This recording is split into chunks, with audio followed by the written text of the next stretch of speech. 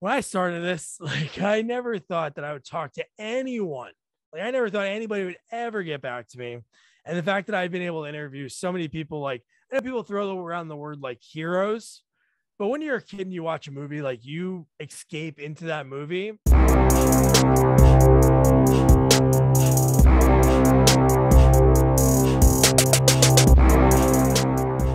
Welcome to the All the Hats We Wear podcast. How many different hats do you wear?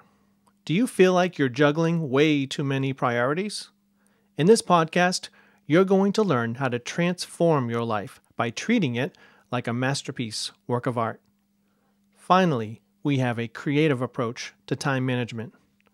You're meant to do great things, and I can help. My name's Scott Snow, and I'm your productivity coach and the host of this show. We have an awesome guest today for our show, and he's going to talk about one of the most important lessons for all of us, how to have passion and how to have it in a lot of different areas of our life. Doug Dietz is a podcaster from New Jersey and is the host of The Good, The Bad, and The Sequel. Doug has interviewed over 150 folks in Hollywood, including ones in front of and behind the camera, and reviewed over 85 sequels with his co-host Jamie. Notable guests include Eric Roberts, William Sadler, Vanessa Angel, Lance Kinsey, and more. He also helped actor Larry Hankin put together his memoirs over the course of the last 3 years, and the book comes out in winter 2023. Doug loves sequels, but what he loves most is his family, his wife Jamie, daughter Emerson, and 2-month-old son Jack. A saying that Doug's late father always said that stuck with him was, "Why bother trying anything if you aren't going to give 110%? That has been the driving force for Doug during his podcasting journey. Doug, welcome to the show. I'm happy to be here, Scott. Now, Doug, I'd like to get to know you and have the audience get to know you a bit more. Can you tell us some of the different hats that you wear? Oh, hats that I wear. I'm a dad, husband. Those are my two favorite. I don't know, all the hats. So hard when you do so many different things, but those are my two favorite hats. Yep. And then accountant, master's student, podcaster, and then another little hat is helping actor Larry Hankin, who I'm sure a lot of people, big time character actor put together his memoirs. So yeah, lots of hats. Sheesh. And what would you say is your biggest work-life balance strategy that helps you get through with all this? Lack of sleep. I don't get a lot of sleep, and I do that because I don't want to miss out on anything. When I was growing up, my dad was a garbage man, and no matter what, when we were awake, he was with us and doing things with us. So I've really it's hard not to do that. So like most of the things I do at night, like even us talking right now, and I think this is part of your strategy too. It's 9:00 on the East Coast time. Kids are in bed, so we're not missing out on the time with them. And so really that's my like power hour, like 9 to 12, 1:00 in the morning is where I get a lot of stuff done. And I work better that way too. Usually when people are up in the house, I can't do anything but be with them. So yeah. Because you have a 2-month-old, right? 2-month-old and a 3.5-year-old. Like my daughter's in school for the first time ever, and I work from home. So it's kind of like the timing of it, like her starting preschool and Jack being home. My wife's home until December, but still like having someone in the house, like, man, I don't know how I would do it. Like, yeah, that being alone in the house. I know I'm supposed to be working. So if my company's listening, I do work all day long and at night and whatever, but I don't know, just having somebody in the house, just so used to it. You know, Doug, one of the reasons I really wanted you on the show is that I've always felt you to be like a very passionate person, like really into your podcast. And then as I've gotten to know you, you know, just as passionate about your family and sports and movies. So where do you think this passion came from? I know you were saying that, you know, you were really, really close with your dad. You know, do you think some of the passion came out of that with your shared love for the Yankees and the Giants? And yeah, well, not shared love for the Giants. He was a Jets fan. I became a Giants fan like later in life. Not that I didn't like, I always played football. I always watched football, but I just never had a team because he liked the Jets. And I kind of actually like, not that I liked the Browns. We were watching, I think the Jets were playing the Browns. Bernie Kosar was the quarterback. I was like super young. And I was just rooting for the Browns to like tick my dad off. And then years later, I became a Giants fan. My buddy took me to a game. But I think you hit the nail on the head. Like, my dad was a very passionate guy, wore his heart on his sleeve, no matter what. It could be anything. Watching the Knicks, watching the Yankees. Like, my fondest memory of my dad is like two of them to show passion. 96. I'm a kid. I try to stay up. I fall asleep during the Yankees game 6 when they beat the Braves. My dad wakes me up, like going nuts, like, yeah, we did it. We did it. Like, while I was on the couch, like laying next to him. And then, like, flip side, I never got to see my dad really play sports because most of the time, like, my kids have probably never seen me play sports because I feel like I'll break something even at my age now at 35. But my dad was a great bowler, and I always heard stories about him being a good bowler. And I remember seeing him when I was a kid in bowl. When I turned 19, my buddy and I joined a league with my dad, like a triples league. And I think it was like the first or second week. It came down to the wire. He was our anchor because he was good. He had his own ball, and man, down like 29 pins. And he like guaranteed to me, my buddy, he's like, I'm going to get all 3 of these. Gets the first strike, looks back at us, like makes a face, like laughing, gets a second strike. Then on the third strike, when he releases it, he looks back at us and he's like, all right, guys, let's go. And it hits. And I'm like, just the confidence he had and just the passion he always had in everything he did. So I feel like that's what I like. It definitely like went to me because he always said like, never, why even try anything if you're not going to give 110%. And I do that when it comes to everything, whether it be my family, school, or this podcast. Like, dude, when I started this, like, I never thought that I would talk to anyone. Like, I never thought anybody would ever get back to me. And the fact that I've been able to interview so many people, like, I know people throw around the word like heroes, but when you're a kid and you watch a movie, like, you escape into that movie, whether it be a good guy, a bad guy, a comedic friend, actor. I don't know. You just like, these people are larger than life. And I know they are just people. Like, when I interview them, they're just people like you and me, but there's just something about that. They have this 90-minute movie that is like forever in time. It's like their home movie that they're always at that age in that 90 minutes comes on. I always love that. So that's why when I interview people, there's nobody I ever interview in like quote unquote half-ass. Like, I watch so much movies or TV shows or things that they've done because I want them to feel like, wow, this guy really did his homework. And I want them to take something away from the interview.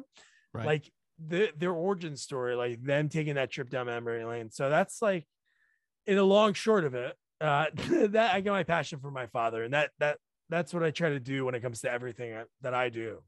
And you're kind of taking part in that magic by connecting with that actor or screenwriter or whatever they do on the movie, right? Yeah.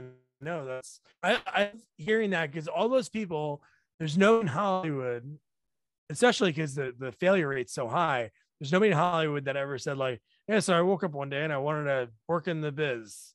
There's always like some story to go along with it, whether it be like the guy that slept on somebody's couch for like months and finally landed a role, or the person that said, you know what, this is my last audition and I'm going back to New York. It's over. I'm going to go live with my parents, go back, tail between legs. Oh, I landed the role. And then life changes forever. So no, I love those stories because that's like the thing that I think people, I'm one of those people that are bad with this. I don't know if you're like this, Scott, but when it comes to doing things, I love, even though it's a sequel podcast and I love sequels, I love the beginnings, like the origin stories so much.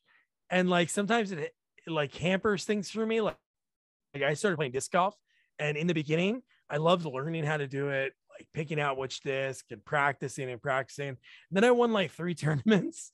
And then I was just like, man, I was kind of like over it because I did what I wanted to do from the beginning.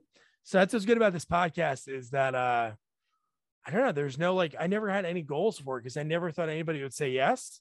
So that's why it's like one of those things that I feel like could go for as long as I really can do it. And your podcast is The Good, the Bad, and the Sequel. Yes, it is. That was the name that my co-host Jamie gave it. And I think we just like stuck with it. Like, obviously, like, it's so long to say. So that's why it's on Twitter, we're at Sequels Only, and on social media and stuff. It's so much shorter but I still like love that name. Yeah, and we'll And have you to were on include. it. Yep. I was on that for Halloween 5, right? Halloween 5. Yep. Yes. And we'll have to put all the links there in the show notes as well, so people can check out and subscribe to your podcast. Yeah. Now let's talk about some social media for your podcast. We've got some entrepreneurs that are listeners. So, what is your approach for promoting the show? What platforms have worked for you, which haven't, and I'd love to hear about Riverside FM. I know you made the switch there, and yes. and I was surprised to hear that you still use Anchor, and why you do that, and what platforms people listening, in regards to podcasts. So any of those points there for social media? I'll go through all of them. So social media wise, like personally, again, social media is one of those weird things. Like I try to do all of them. I try to cover all my bases. Jamie does the TikTok, and he gets some good feedback on the videos and the things he adds to it, which I really enjoy those. Like, but Instagram, I always post on Instagram because it goes to Facebook and I share different pages on Facebook. But the only thing I don't like about Instagram is just like if somebody likes it, like say if Scott Snow has 10 billion followers and you're like, man, this is a funny clip, let me click on it. No one else knows that you clicked on it. But flip side, Twitter has that ability. Like, I can have someone like or share something on Twitter and all their followers see it. So that's where I've really got my bread and butter. And there's a big movie community on there.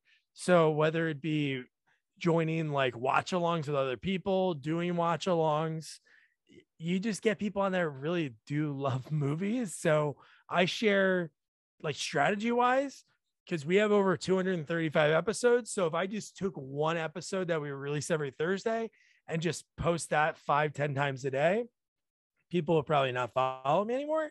So I try to just go like look on the website, on our website, sequelsonly.com, and go like row by row or some kind of strategy of pairing the movie with the interview and like post multiple times throughout the day. And then like interacting with listeners and people that I follow.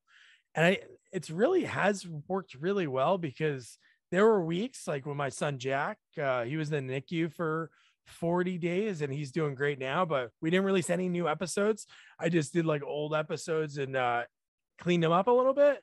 And those were so popular because I was getting like people that never listened to us before, like share it, be like, oh my God, I never heard this one before. So I would say for me, Twitter is the one that I enjoy the best, because if somebody that has 1 million followers, and they're like, oh, this is great, and they click like or retweet, it's a game changer. Yeah. Well, and we mentioned, how we met, on, I think it was the Facebook Anchor podcast support group. Yeah. But, I've just been reading a book about Twitter, how to get better at Twitter. And it was saying that the phrase was authentic helpfulness, or, being authentically helpful. So in the idea of, that you're not trying to sell something to anyone, you're just, I think their example was like, he was a PR guy or something, but he went on Twitter for the first time and said, oh, go Steelers. They had a game. Then like the next day, some lady who was another Steelers fan, says, yeah, let's, hopefully they can win. And she, they made this connection, with the, it became a good business relationship and, grew from there, which, went into different areas and, this person knows that. And now you're networking. And I think that's kind of the example of our relationship too, where it was really, I wasn't trying to pitch you on anything. You weren't trying to sell me on anything. It was just like, oh, we were sharing ideas and resources. So I think that seems to be, with that approach with social media, it seems, that really kind of is a shift into, like, especially with people that aren't strong with sales, you kind of feel skeevy, like selling stuff or, but to be of service and just say, this is an awesome product, this is a great thing, you should check it out, with no, attachment there. Yeah. And I think the thing that we connected with, because I remember when I first started, which I feel like we connected like right when I started my podcast, like it was definitely in 2019. I don't know when, but I remember when I first started, I just had no idea like what to do or how to do it. And I remember just like watching so many different videos and learning so much on it, how to edit on like Audacity. And I remember like just finding these different things to make the audio sound so much better, because then I was using Anchor and then I went to Zoom and I didn't have a good mic or anything. So I was like, because that's what's key, man. You listen to a podcast, it could be the funniest thing ever or the most insightful thing ever. If it doesn't sound good, then you're not going to get people. People are going to leave. Yeah. For the most part, So no, I remember us going back and forth, and then we became buddies, and then you came on, and I remember just going back and forth and be like, hey, if you want, I can show you how to do this, and blah, blah, blah, Yeah.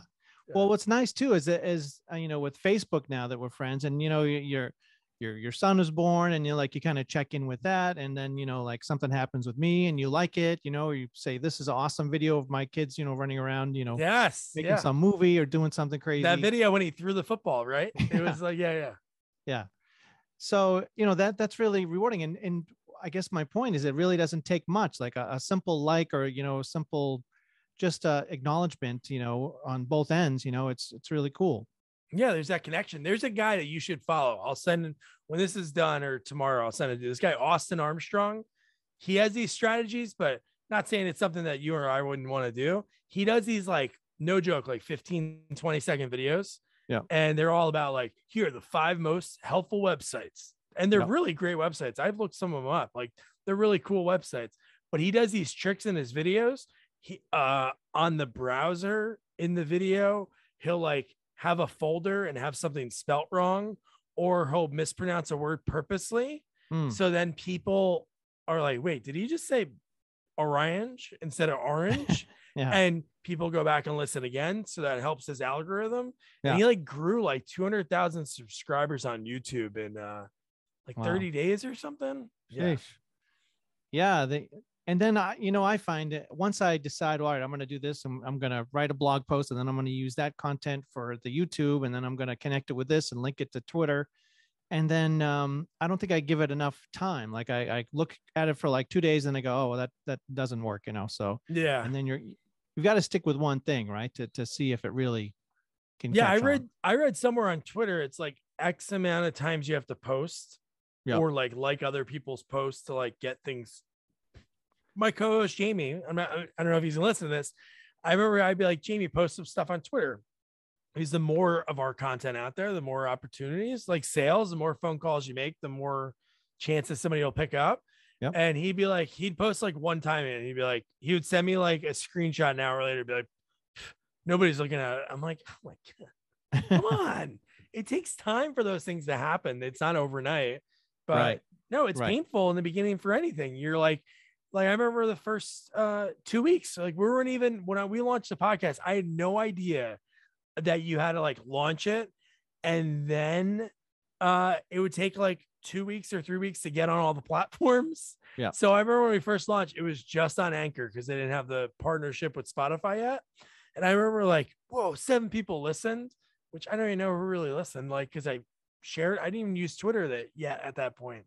So it is funny. Like when you look at how things change, and do you know what platform most people are using to listen to your podcast? I would say Spotify. That's definitely the one that I would say, because I love their embedded player that I use on my website. It looks so much better than the Anchor one, which is kind of silly because they own each other, or Spotify owns Anchor. So I like the embedded player. It like really pops on the page. And it has on there the ability for people to subscribe on that, because that's what I link people to. I never put like, go to listen to this on Apple or listen to this on Spotify. I go, hey, find all the links to where you want to listen, because most people listen like the top 4 or 5. So I just put like the top 4 ones, and I just put sequelsonly.com / Eric Roberts or whoever it is. Isn't there something with Anchor that they own your podcast? Doesn't that seem to be the argument to use like a Podbean or something where you would own that content? Yeah, I don't know. I remember that was a whole thing about it, but then they put something out that said that's not the truth. I don't know. Would a company that's that big, like, I don't know, what are they going to do in my podcast? Yeah, right. Be on Fox TV, competing with could you imagine that? American Idol. Yeah, I remember that was a big thing and people were leaving because of that. But then I remember like somebody for them, not like a CEO, but some president or something said, we don't own your podcast, or because people can leave it. so they wouldn't own it, right? Because you And can it's leave it and take everything to a new. Did you do that? no, I still use Anchor. I mean, it's so easy to use. Oh I've never yeah, had a problem with Anchor, you know? me neither. The only thing I don't like for the times that I want to be like super proactive, which I that's what I love about podcasting. I do it like what my dream would be to work on like SNL, like the weekly thing. Like Monday, I start listening to the interview that I did like a month ago, edit Monday, Tuesday, and then Wednesday make the clip, and then have everything set up at midnight. But when I'm really proactive and ahead of the game, I like to schedule a week in advance and set up the website. Anchor doesn't give you like you can't get those links to like Apple or Stitcher or Spotify yet. Yeah. So which I don't even know if you'd be able to anyway, but I know other services you can get like a link like if you Yeah. schedule in advance, but you know what? For free, Yeah. like and yeah, I've never had any issues really. So you don't do anything like Hootsuite that, you know, kicks out those posts during the week. I do that. Yeah. I I use find that to be another challenge. You know, how can, if you're at work, how do you get these posts out? so I work from home, which is great, but Yeah. no, if you use I'll give a little tip, and I think people should know this. Like Hootsuite and those are great because I think they do offer really cheap plans. But if you sign up, this is like so silly, but it's like ads.twitter.com. So you have to like put a credit card in, but you never have to use anything with it. I think I even used like an old credit card because I was nervous. Yep. But you just put that in, don't get charged. And then within that, you can have all your media that you ever posted on Twitter is there. It's there for forever. Okay. So what I do is you name the clips. So I'll go in there and be like, hey, I want to share today. Ghoulies go to college. Type that in. Boom. That clip comes up. And what is awesome with that is when you share that original post, that original video, that has all those views on there. So Okay. those views keep adding up. So like some of those I have that have like 60,000 views. So maybe that person that sees that really I just posted it for the first time that day, Yeah. they'll see that total of like 60,000 and be like, whoa. Right. Right. Interesting. And how about Riverside FM? You just switched to that, right? Yeah, I love it. I just like Zoom was great, but I just wanted to like kick it up a notch. Yeah. And Riverside for the year, I think it's like $150. I prepaid for all of it. Yeah. And you get like 6 to 8 hours a month, which is like more than enough, but it records locally. So if your internet started going slow or my internet started going slow, because I know we're on Zoom, I ran a wire. I still do it sometimes for myself. If I interview people on Zoom, because there's some people that are only do Zoom, I ran a wire from my house to my shed that's like 100 yards off my property. So not 100 yards, 100 feet. And so no, that's the one thing I like about it because it records locally. So the sound is like studio quality. Yep. And what else is pretty cool about it? I like the way the videos look. The whole setup's cool. Like what we're doing right now. If I had more time to video edit, I could go in and crop us into the perfect little like boxes that I want. But Riverside puts that together. When you share clips, the clips get shared within the video. So I don't have to really add any of that in post if I don't want to. And it's just been really smooth. And what's really cool is at the end of it, and I never thought somebody I interview would do this. They have at the very end, like, oh, thanks for using Riverside. Here, you can share a photo, a moment from this session or whatever. And when we did that reunion with the Death Wish 3 guys, with Alex Winter, Tony Spiridakis, and Kirk Taylor, I was like, oh my God, it's so cool. I'm going to share this. But I remember I did it during work. Like I took like a 2-hour lunch. And I remember like before I had a chance to post mine, Kirk Taylor, the giggler, shared it on social media. And that was pretty cool. So no, there's some cool features with it. And it just sounds great. Okay. Yeah, it's funny that we're talking about that, and I'm staring at a thing that says we have 6 minutes left. You know, do I want to upgrade for Zoom? And Zoom is like the same price when you break it down. Because I interviewed 2 actors that would only do Zoom, and I was like, I was doing the same thing that's happening right now. I'm like, I got to pay that $15, man. Yeah.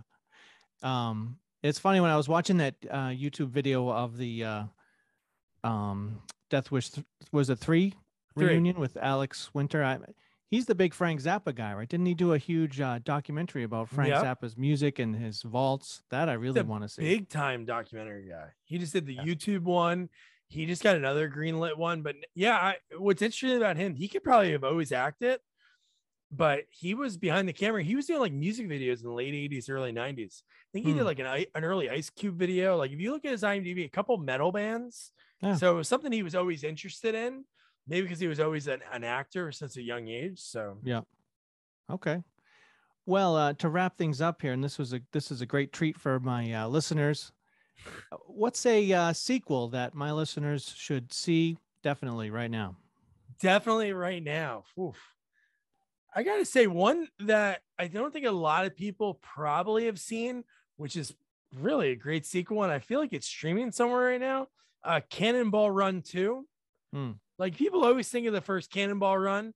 And I feel like the second one doesn't get a lot of love because I know Roger Moore didn't come back for the sequel, but the people that they get to go in those movies, and I know nowadays they could probably make something like that, but to see all those people like come together, it's pretty remarkable. But having said that, there are a lot of like bad sequels that I love. And one is like Munchie. I don't know if you ever seen one of those movies. Dom DeLuise is the voice of the creature. There's so many movies that you can't believe that somebody like did that, but people's careers got launched because some of these bad straight to be movies, but they're fun to watch.